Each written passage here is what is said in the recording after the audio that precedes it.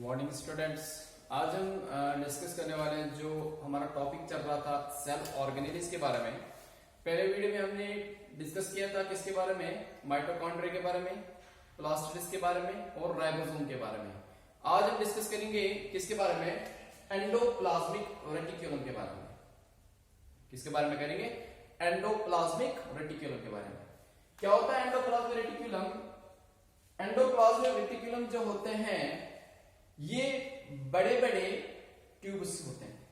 Endoplasmic reticulum जो होते हैं ये बड़े बड़े ट्यूब्स की फॉर्म में प्रेजेंट होते हैं या बड़े बड़े शीट्स के फॉर्म में प्रेजेंट होते हैं। किसकी फॉर्म में प्रेजेंट होते हैं?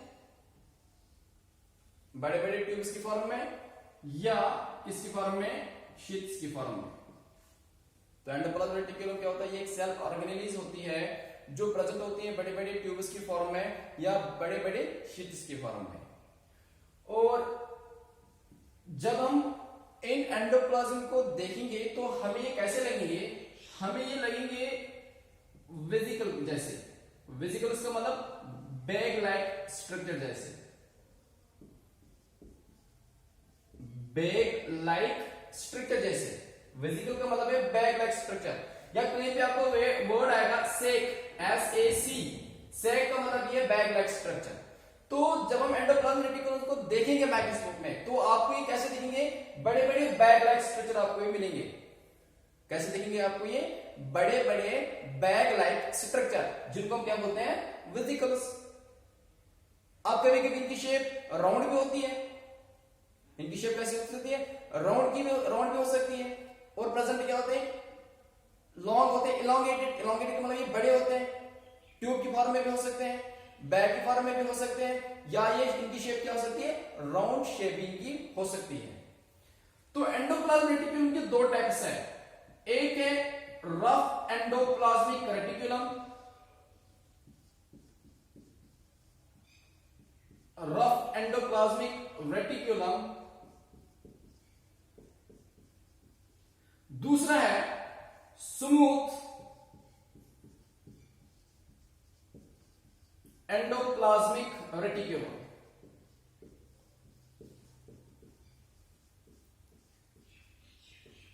स्मूथ एंडोप्लाज्मिक रेटिकुलम पहला कौन सा टाइप है, रफ एंडोप्लाज्मिक रेटिकुलम। दूसरा कौन है, स्मूथ एंडोप्लाज्मिक रेटिकुलम। अब रफ एंडोप्लाज्मिक रेटिकुलम किसको हम कहेंगे और स्मूथ एंडोप्लाज्मिक रेटिकुलम किसको हम कहेंगे? कुछ रफ एंडोप्लाज्मिक रेटिकुलम ऐसा देखा गया है जिनके सरफेस के ऊपर छोटे छोटे पार्टिकल्स प्रेजेंट हैं और वो पार्टिकल्स क्या थे, राइबोसोम्स। कुछ रफ एंडोप्लाज्मिक रेटिकुलम ऐसा देखा गया है जिसकी सरफेस के ऊपर छोटे छोटे पार्टिकल्स देखे गए और वो छोटे छोटे पार्टिकल्स क्या है, राइबोसोम्स। तो जिस एंडोप्लाज्मिक रेटिकुलम के सरफेस के ऊपर ये राइबोसोम्स प्रेजेंट होते हैं उसको हम बोलते हैं रफ एंडोप्लाज्मिक रेटिकुलम। और रफ एंडोप्लाज्मिक रेटिकुलम का काम क्या होता है, प्रोटीन का बनाना। किसका बनाना, प्रोटीन का बनाना। और जिस एंडोप्लाज्मिक रेटिकुलम के ऊपर राइबोसोम्स नहीं होती है या जिस एंडोप्लाज्मिक रेटिकुलम के सरफेस के ऊपर ये राइबोसोम्स नहीं होती है उसको बोलते हैं स्मूथ एंडोप्लाज्मिक रेटिकुलम। और स्मूथ एंडोप्लाज्मिक रेटिकुलम का काम होता है लिपिड्स बनाना। तो रफ एंडोप्लाज्मिक रेटिकुलम क्या बनाता है, प्रोटीन्स बनाता है, क्योंकि उसके ऊपर क्या प्रेजेंट होती है, राइबोसोम्स होती है। और जो स्मूथ एंडोप्लाज्मिक रेटिकुलम होता है, स्मूथ एंडोप्लाज्मिक रेटिकुलम के सरफेस के ऊपर राइबोसोम्स नहीं होती है और उनका काम क्या होता है, लिपिड्स बनाना। और कुछ प्रोटीन और कुछ लिपिड बाद में यूज होता है सेल मेम्ब्रेन को बनाने के लिए। जब ये प्रोटीन बनाएगा रफ एंडोप्लाज्मिक और स्मूथ एंडोप्लाज्मिक क्या बनाएगा, लिपिड्स। तो कुछ प्रोटीन्स और कुछ लिपिड बाद में यूज होता है सेल मेम्ब्रेन को बनाने के लिए। उस प्रोसेस को बोलते हैं बायोजेनेसिस। तो अगर आपसे कोई बोलेगा किसको बोलते हैं, बायोजेनेसिस, तो बायोजेनेसिस का मतलब है सेल मेम्ब्रेन का बनना। किससे बनता है, प्रोटीन और लिपिड से। और वो प्रोटीन कौन बनाता है, रफ एंडोप्लाज्मिक रेटिकुलम। और लिपिड्स कौन बनाता है, स्मूथ एंडोप्लाज्मिक रेटिकुलम। तो ये पॉइंट आपको यहां पे याद रखना है। उसके बाद एंडोप्लाज्मिक रेटिकुलम और भी कुछ काम करता है। क्या काम करता है, एंडोप्लाज्मिक रेटिकुलम क्या बनाता है, चैनल्स बनाता है। क्या बनाता है, चैनल्स बनाता है। किसके चैनल्स बनाता है, ये चैनल्स इसलिए बनाता है कि बहुत सारे सब्सटेंस ट्रांसपोर्ट हो जाए न्यूक्लियस से साइटोप्लाज्म के अंदर या साइटोप्लाज्म से न्यूक्लियस के अंदर, या ये बहुत सारे ऐसे चैनल्स बनाता है जिन चैनल्स के थ्रू कोई सब्सटेंस ट्रांसपोर्ट होगा एक साइटोप्लाज्म के रीजन से दूसरे रीजन तक। मतलब बहुत सारे चैनल्स से बनाता है। एंडोप्लाज्मिक रेटिकुलम बहुत सारे चैनल्स बनाता है जिन चैनल्स के थ्रू बहुत सारे सब्सटेंस ट्रांसपोर्ट हो सकते हैं साइटोप्लाज्म से न्यूक्लियस के अंदर, या जिन चैनल्स से बहुत सारे सब्सटेंस का ट्रांसपोर्ट हो जाएगा कहां से, साइटोप्लाज्म के एक रीजन से दूसरे रीजन तक। ये भी ये काम करता है। दूसरा काम और ही करता है, क्या करता है कि कुछ पॉइजन सब्सटेंस होते हैं, जहर वाले सब्सटेंस होते हैं। अगर हमारी बॉडी के अंदर, हमारे सेल के अंदर कुछ जहरीले सब्सटेंस होंगे तो उनका जो ये जहरीलापन है उसको भी ये खत्म करता है। उसको भी क्या करता है, खत्म करता है। उसको बोलते हैं डिटॉक्सिफाई। डिटॉक्सिफाई क्या बोलते हैं, डिटॉक्सिफाई का मतलब है किसी पॉइजन सब्सटेंस का, किसी जहरीले सब्सटेंस का जो जहरीलापन है वो खत्म कर देना। और रफ एंडोप्लाज्मिक रेटिकुलम और ये काम करता है कहीं पे कि जो केमिकल रिएक्शंस होती है ये उन केमिकल रिएक्शंस को सरफेस प्रोवाइड करता है, जगह दे रहा है उन केमिकल रिएक्शंस को करने के लिए। क्या कर रहा है, जो एंडोप्लाज्मिक रेटिकुलम होता है ये जगह दे रहा है, किनको जगह दे रहा है, बहुत सारे केमिकल रिएक्शंस को करने के लिए। चैनल भी बनाता है ट्रांसपोर्ट करने के लिए, बहुत सारे सब्सटेंस को ट्रांसपोर्ट करने के लिए साइटोप्लाज्म से न्यूक्लियस के अंदर और एक साइटोप्लाज्मिक रीजन से दूसरे रीजन तक। और उसके बाद अगर कोई जहरीला सब्सटेंस हमारे सेल के अंदर है, हमारी बॉडी के अंदर है, तो वहां पे एंडोप्लाज्मिक रेटिकुलम उस पॉइजन सब्सटेंस का जहरीलापन खत्म कर देता है। और ये एंडोप्लाज्मिक रेटिकुलम क्या करता है, बहुत सारे केमिकल रिएक्शंस को करवाने के लिए सरफेस प्रोवाइड करता है। सरफेस का मतलब जगह दे रहा है उन केमिकल रिएक्शंस को करने के लिए।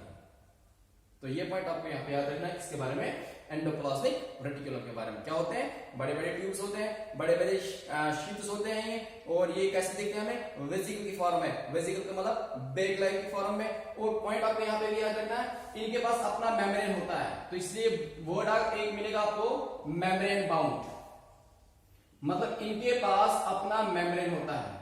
जो एंडोप्लाज्मिक रेटिकुलम होता है इनके पास अपना मेम्ब्रेन होता है। तो आपको क्या लिखना है, it is a membrane bound cell organelles. It is a membrane bound cell organelles, मतलब इस एंडोप्लाज्मिक रेटिकुलम के पास अपना मेम्ब्रेन है। और ये कैसे होते हैं, ये ट्यूब लाइक होते हैं, या कैसे होते हैं, शीट लाइक होते हैं, या ये कैसे होते हैं, बड़े बड़े वेसिकल्स की फॉर्म में, बड़े बड़े बैग लाइक स्ट्रक्चर्स की फॉर्म में प्रेजेंट होता है। तो ये पॉइंट्स आपको याद रखना है किसके बारे में, एंडोप्लाज्मिक रेटिकुलम के बारे में। अब जब हम डिस्कस करेंगे एक और सेल ऑर्गेनेलिज, वो हम करेंगे लाइसोसोम।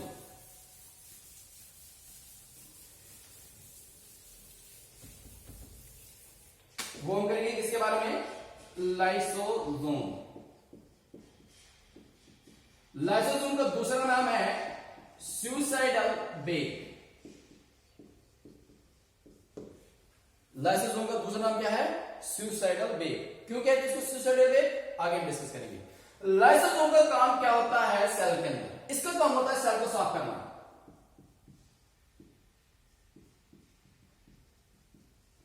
सेल को क्लीन करना, साफ करना। अगर सेल के अंदर कोई वेस्ट मटेरियल है, अगर सेल के अंदर कोई वेस्ट मटेरियल है, अगर सेल के अंदर कोई वेस्ट मटेरियल है, या अगर सेल के अंदर कोई फॉरेन मटेरियल है, फॉरेन का मतलब जो इसका अपना नहीं है, अगर सेल के अंदर कोई फॉरेन का मतलब है जो सेल का अपना नहीं है, फॉरेन मटेरियल हो, या अगर सेल के अंदर कोई यूजलेस सेल ऑर्गेनेलिज है, मतलब जो किसी काम की नहीं है, उसको बोलते हैं वॉर्न आउट। वॉर्न आउट का मतलब है यूजलेस। अगर सेल के अंदर यूजलेस सेल ऑर्गेनेलिज है, मतलब वो कोई काम नहीं कर रही है, वो खराब होगी, उसको बोलते हैं वॉर्न आउट सेल ऑर्गेनेलिज, जो यूजलेस है, जिसका कोई काम नहीं है। अगर सेल के अंदर कोई फॉरेन मटेरियल होगा, और अगर सेल के अंदर